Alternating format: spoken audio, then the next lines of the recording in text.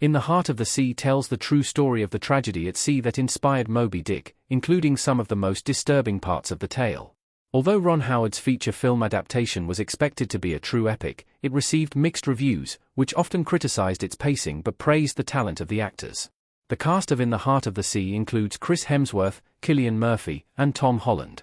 The film's story takes place across two different timelines, and In the Heart of the Sea is partly told through the flashbacks of Thomas Nickerson, who was the youngest survivor. In the Heart of the Sea is one of the best movies about being lost at sea, capturing the horror of the open water and the crew's desperate attempt to survive.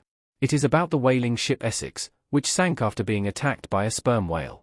Nickerson is based on the ship's cabin boy and played by Brendan Gleeson in the movie's present timeline, while Tom Holland plays him in the past sequences.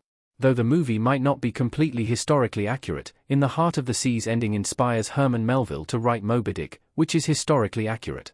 8 crewmen survived the sinking of the Essex. Cillian Murphy's In the Heart of the Sea fate is different from the original story.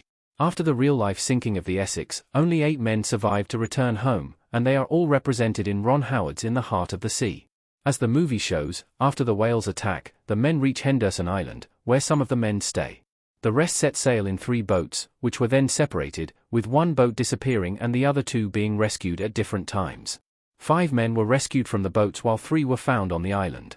That said, one key movie character's fate is slightly different from the true story. In the Heart of the Sea is one of Cillian Murphy's best movies, and Murphy plays Matthew Joy, the Essex's second mate. In the movie, he is too weak to survive getting back on the boat and chooses to stay on the island to die. The real Matthew Joy had been in poor health since before the Essex even left for its voyage, and though he left the island in one of the boats, Joy died 2 weeks later. This fate may have been changed in the movie to allow for the powerful scene between Chris Hemsworth and Murphy.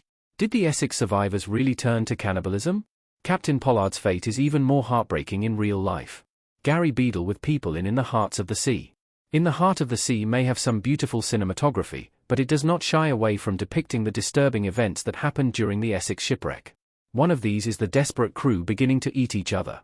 In the Heart of the Sea depicts the men first turning to cannibalism after one of their number dies, and then beginning to draw lots to determine which of them would sacrifice themselves. This reflects real events, with the men eating the bodies of their dead before drawing lots, and it is estimated that 7 of the crew were eaten. In the Heart of the Sea added dramatic conflict to Pollard's character, with him beginning the movie as an arrogant man, who becomes humble and protective of his men by the end.